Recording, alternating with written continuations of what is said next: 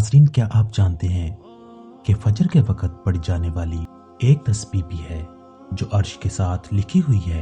एक ऐसी तस्बीह जिसे पढ़ने वाला अल्लाह का दीवाना बन जाता है और फिर अल्लाह खुद उस बंदे का दीवाना हो जाता है। आज की ये बात अगर दिल में उतर गई तो यकीन माने आपकी फजर कभी आम नहीं रहेगी।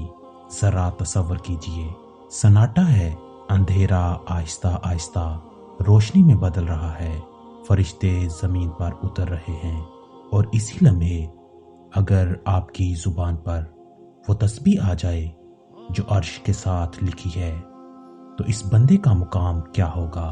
आज हम इसी राज से पर्दा उठाएंगे। मेरे भाइयों और बहनों, फजर का वक़्त आम वक़्त नहीं होता। ये वो घड़ी है जब अल्लाह ताला की खास रहमतें नाज़िल होती हैं। कुरान हमें बताता है कि फजर की गवाही फरिश्ते देते हैं, यानी जो बंदा फजर के वक़्त जाकर अल्लाह के सामने खड़ा होता है उसकी हाजिरी आसमानों में नोट की जाती है।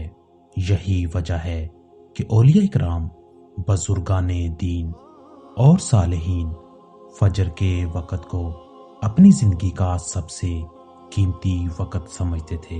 वो कहते थे कि जो फजर जीत गया उसने दिन जीत लिया और जो दिन जीत गया उसने जिंदगी जीत ली।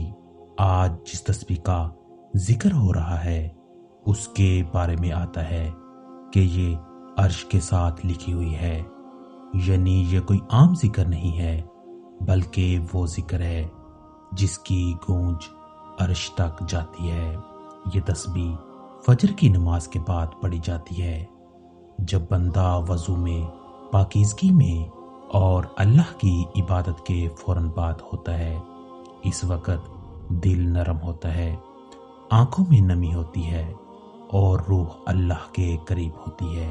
यही वो कैफियत है जिसमें अगर बंदा ये तस्बीह पढ़ ले तो अल्लाह ताला इसकी तरफ खास तवज्जो फरमाता है।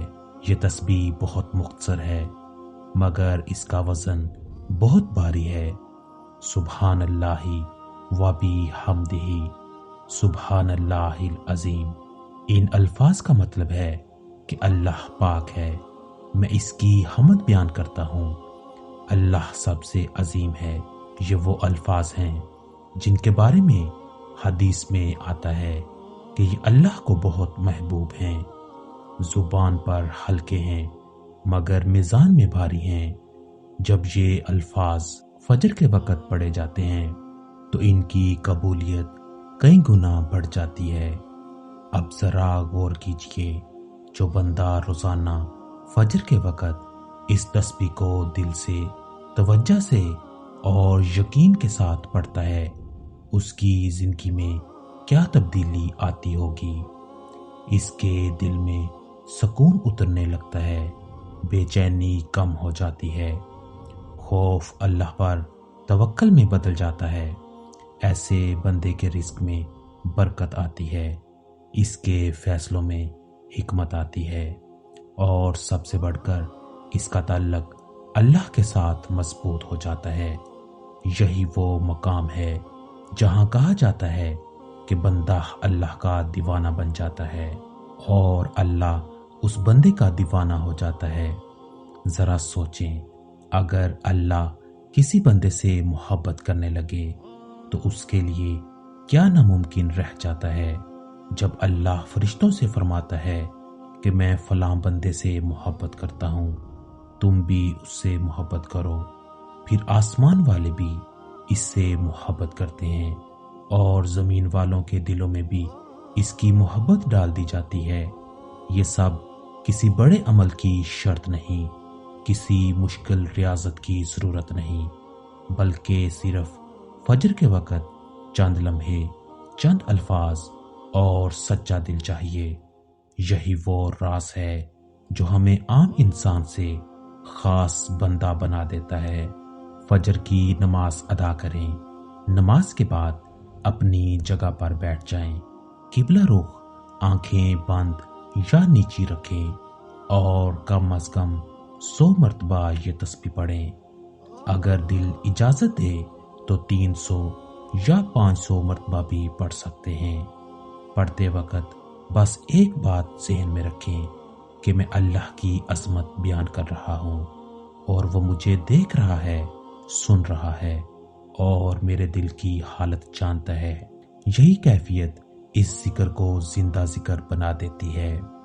جو لوگ اس تسبیح کو پابندی سے پڑھتے ہیں وہ کہتے ہیں کہ ان کی زندگی میں مسائل تو آتے ہیں مگر پریشانی نہیں آتی، آزمائش آتی ہے مگر دل نہیں ٹوٹتا، کیونکہ جب اللہ ساتھ ہو تو انسان اکیلا نہیں رہتا۔ فجر کی یہ تسبیح انسان کو دن بھر کے لیے ایک روحانی حصار میں لے لیتی ہے جس میں شیطان کے وار کمزور پڑ جاتے ہیں۔ میرے عزیز بھائیوں، اگر آپ چاہتے ہیں کہ آپ کا دن سکون سے گزرے، آپ کا دل اللہ سے جڑا رہے اور آپ کی زندگی میں برکت آئے، تو آج ہی سے اس تسبیح کو فجر کے وقت اپنا معمول بنا لیں۔ اس ویڈیو کو اپنے ان پیاروں کے ساتھ ضرور شیئر کریں جو فجر میں سستی کرتے ہیں۔ شاید آپ کا ایک شیئر کسی کی زندگی بدل دے۔ کمنٹ میں یا اللہ ضرور لکھیں تاکہ ہمیں بھی معلوم ہو کہ آپ اس عمل کو اپنانے کا ارادہ رکھتے ہیں۔ اور اگر آپ ایسے ہی روح کو جگا دینے والے موضوعات سننا چاہتے ہیں تو چینل کو سبسکرائب کرنا نہ بھولیں۔ اللہ تعالی ہمیں فجر کی قدر کرنے والا، ذکر کو زندگی بنانے والا اور اپنے محبوب بندوں میں شامل فرما لے۔ آمین یا رب العالمین۔